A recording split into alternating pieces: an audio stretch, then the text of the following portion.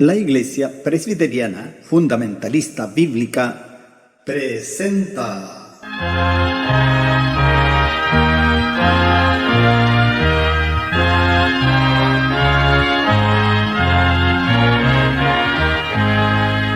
La última llamada.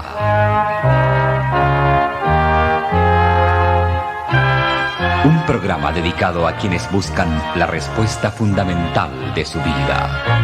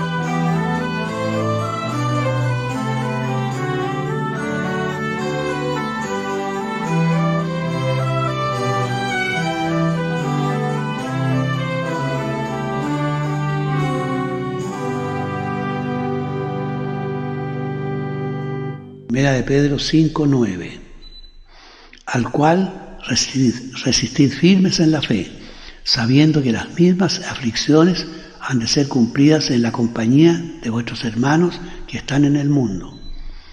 Las tentaciones del diablo tenemos que resistirlas con una fe firme, sabiendo que esto que nos aflige lo compartimos con todos nuestros hermanos que están en el mundo. No podemos resistir al diablo con nuestro propio poder, que es nada contra la potencia de Satanás, sino en el nombre de nuestro Señor Jesucristo, a quien el diablo no puede vencer. Tenemos que hacer como Él cuando fue tentado y decirle, en el nombre de nuestro Señor Jesucristo, vete Satanás, porque solo serviremos al Señor nuestro Dios. Amén.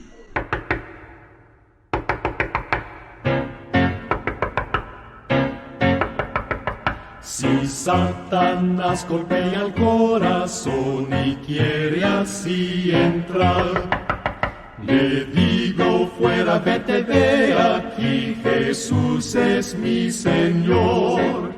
Y no llama más, se vuelve atrás, jamás lo quiero ver, jamás. Si Satanás golpea el corazón, le digo no, no, no, no, no, no, no.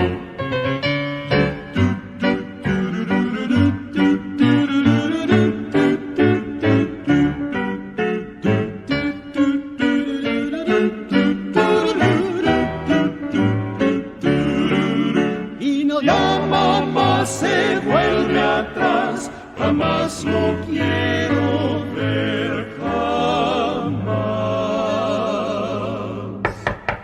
Si Satanás golpea el corazón, le digo no, no, no, no, no, no, no, no vuelvas más.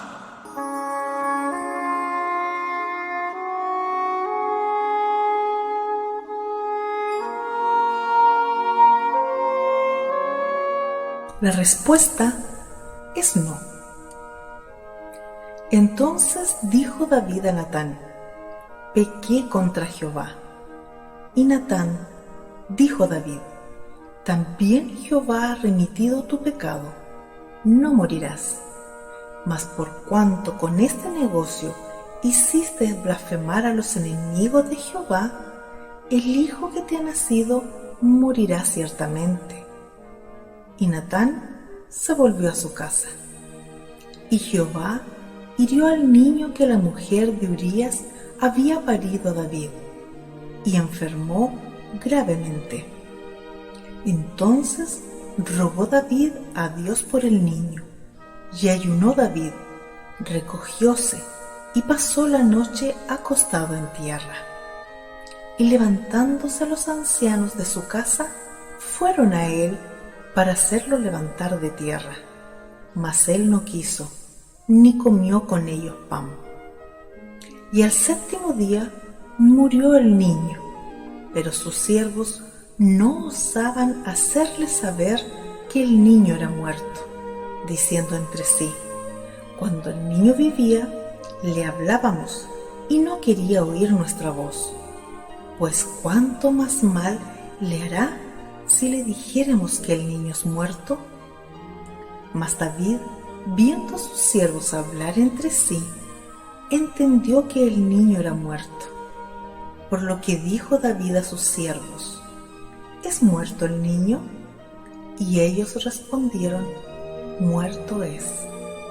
Entonces David se levantó de tierra, y lavóse, y ungióse, y mudó sus ropas, y entró a la casa de Jehová y adoró. Y después vino a su casa y demandó, y pusiéronle pan y comió. Y dijéronle sus siervos: ¿qué es esto que has hecho? Por el niño viviendo aún, ayunabas y llorabas, y el muerto, levantaste y comiste pan. Y él respondió: viviendo aún el niño, yo ayunaba y lloraba diciendo: ¿quién sabe si Dios tendrá compasión de mí por manera que viva el niño? Mas ahora que ya es muerto, ¿para qué tengo de ayunar? ¿Podré yo hacerle volver? Yo voy a él, mas él no volverá a mí. Los niños son muy adorables e inocentes hasta que sus padres dicen no a sus exigencias. Cuando eso sucede, algunos niños gritan descontroladamente insistiendo en lo que quieren. Cuando éramos pequeñas, mis padres pensaban que era importante que nosotras aprendiéramos a aceptar un no por respuesta. Creían que esto nos ayudaría a someternos a la voluntad de Dios.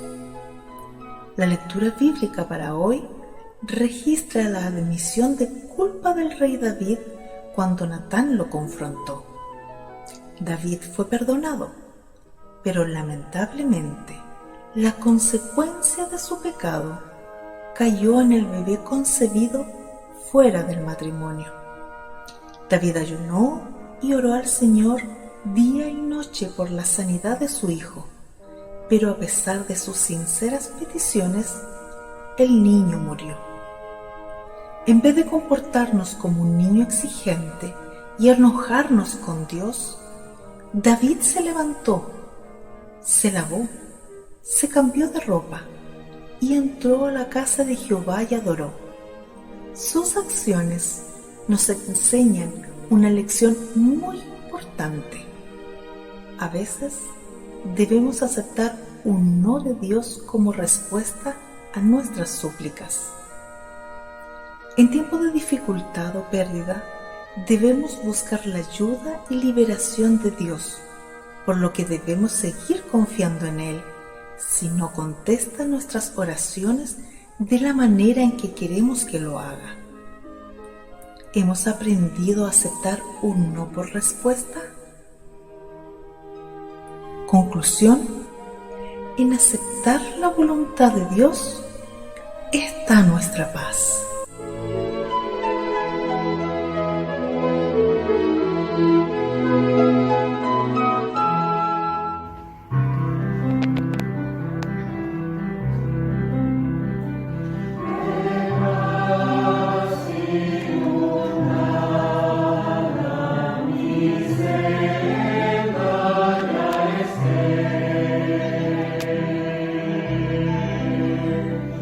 Oh,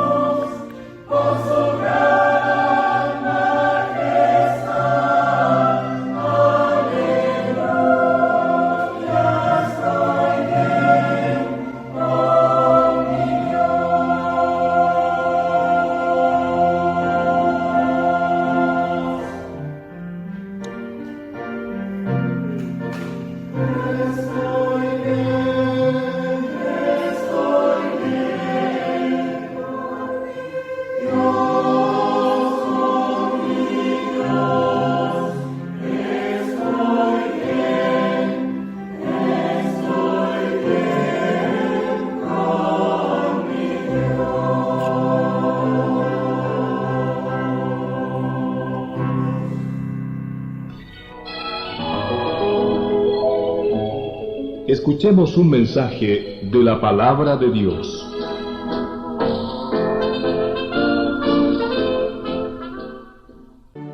Me voy a permitir leer del libro del profeta Isaías, en el capítulo 53, del versículo 4 en adelante. Ciertamente llevó él nuestras enfermedades y sufrió nuestros dolores, y nosotros le tuvimos por azotado, por herido de Dios y abatido. Mas él herido fue por nuestras rebeliones, molido por nuestros pecados. El castigo de nuestra paz sobre él, y por su llaga fuimos nosotros curados. Todos nosotros nos descarriamos como ovejas, cada cual se apartó por su camino, mas Jehová cargó en él, en Jesús, el pecado de todos nosotros. Los versículos que acabo de leer pertenecen al libro del profeta Isaías, en el capítulo 53.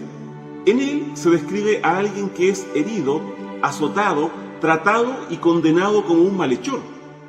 Por las citas de los evangelios sabemos que se refiere a Jesús, el Mesías.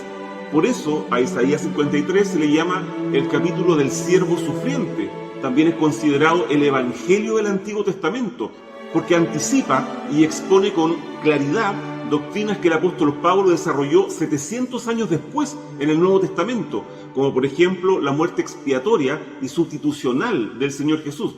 Sin embargo, a pesar de la precisión asombrosa con la que el profeta Isaías describió y anticipó proféticamente los sufrimientos y eventos en relación con la muerte del Señor Jesús, los judíos y sobre todo sus líderes religiosos no pudieron notar las coincidencias entre los eventos que se estaban llevando a cabo aquel día en el Calvario y lo que sus escrituras decían acerca del Mesías. ¿Por qué? Debido a sus ideas preconcebidas, debido a sus prejuicios. Sus dogmas teológicos les impidieron aceptar que el Mesías fuera el siervo sufriente y un libertador de tipo espiritual. Ellos esperaban un libertador terrenal que estableciera un sistema social, político y económico aquí en la tierra. En otras palabras, sus prejuicios les impidieron aceptar a Jesús como lo que realmente era, alguien que los salvaría de sus pecados. Pero ellos no se consideraban pecadores, por lo tanto, creían que no necesitaban un Salvador.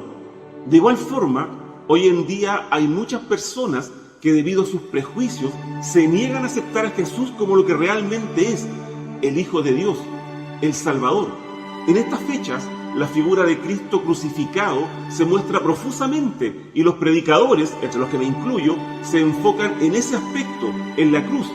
Para algunos, ver a Jesús en la cruz molido, deformado por los golpes, en agonía, es un espectáculo horroroso, de tipo gore, que no tiene ningún sentido, no lo comprenden, no logran encontrar la conexión entre el Dios de amor que los cristianos predican y Jesús en la cruz. Hoy quiero explicar qué sentido tuvo la muerte del Señor Jesús, qué propósito tuvo y qué efectos tuvo y tiene hasta el día de hoy para nosotros. Dios nos creó para glorificarse a sí mismo, para tener comunión con el ser humano.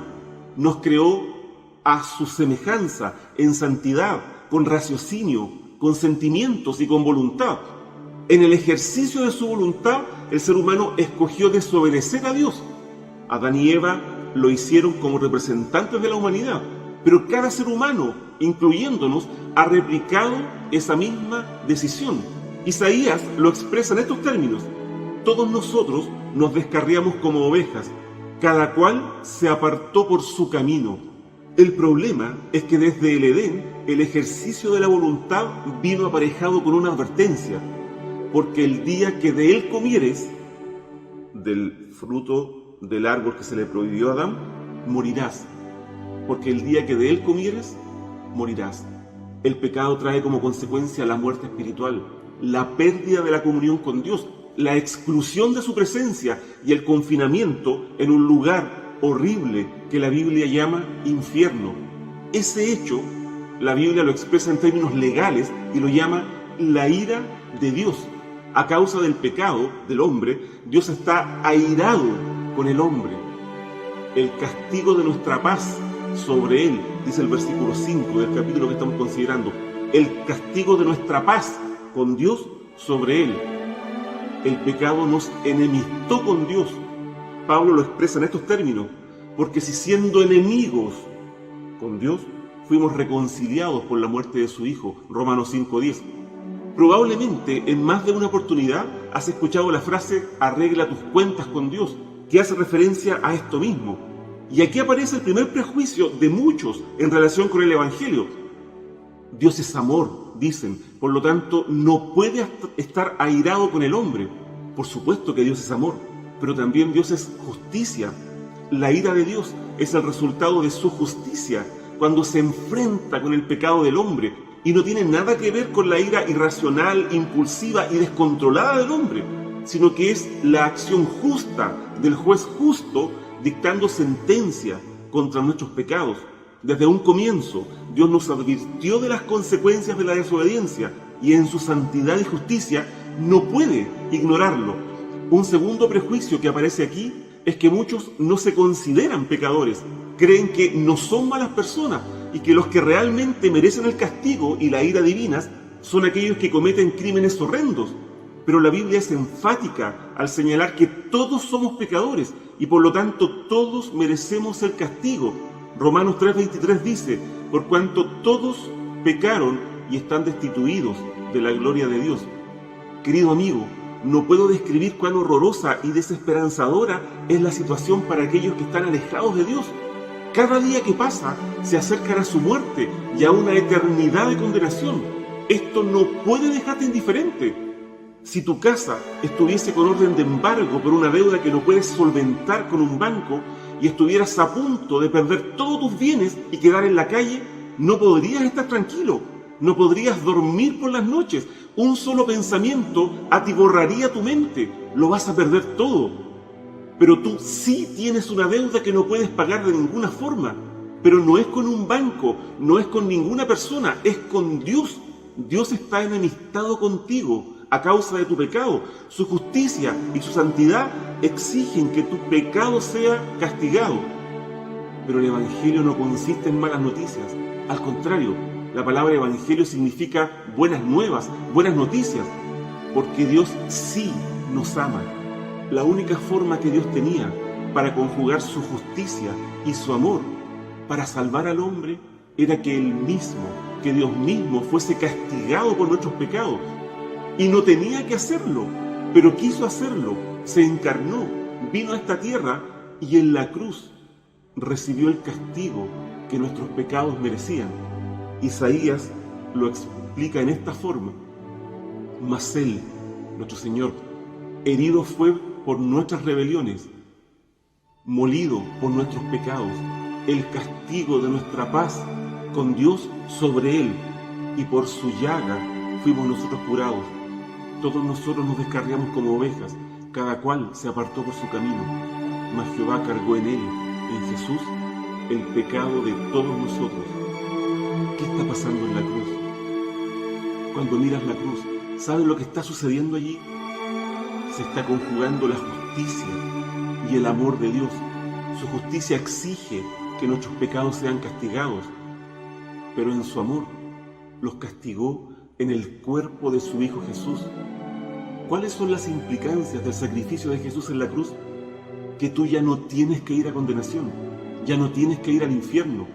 El sacrificio de Jesús en la cruz satisfizo la justicia de Dios, porque nuestros pecados ya fueron castigados, pero fueron castigados en el cuerpo de Jesús en el Calvario.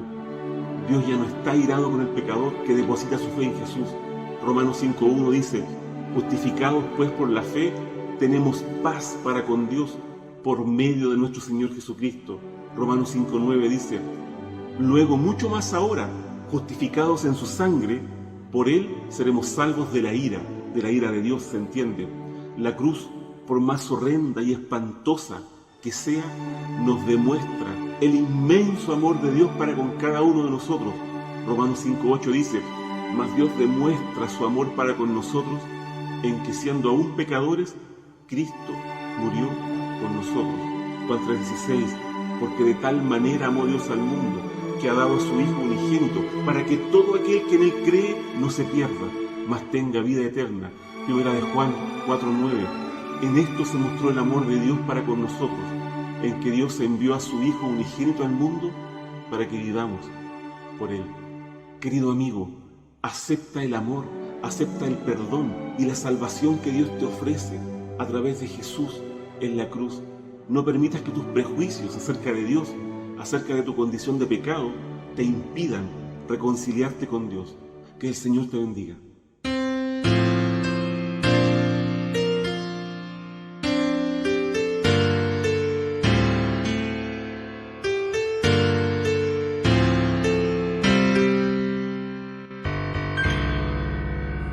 La gente en las calles se agolpa en multitud. Jesús cayó agotado, el castigo soportó. Fue cruz pesada y dura, y el precio de su amor. Al seguir a Cristo a Golgotha, a la sombra de la cruz, a la sombra de la cruz.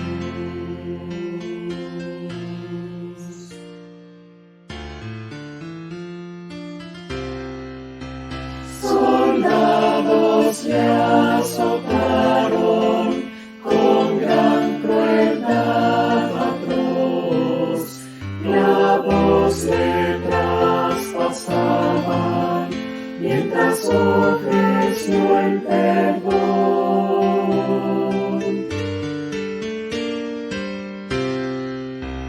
Su hermosa sangre fluye, herido fue por mí. Él murió mientras yo estaba allí, a la sombra de la cruz, a la sombra de la cruz.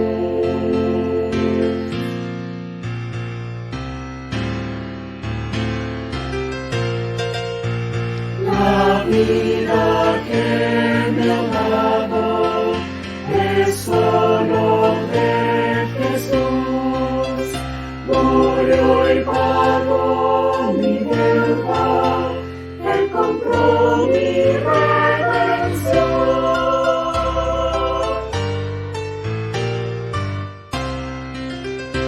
Y todo doy a Cristo, autor de salvación. Viviré sirviendo a mi Jesús. Viviré sirviendo a mi Jesús. A la sombra de la cruz.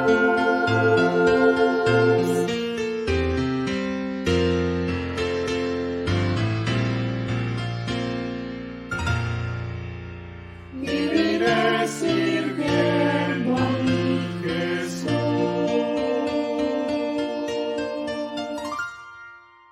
A la sombra de la cruz.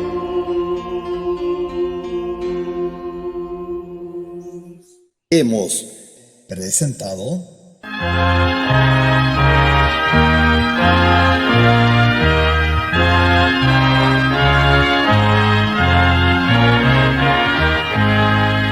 La última llamada.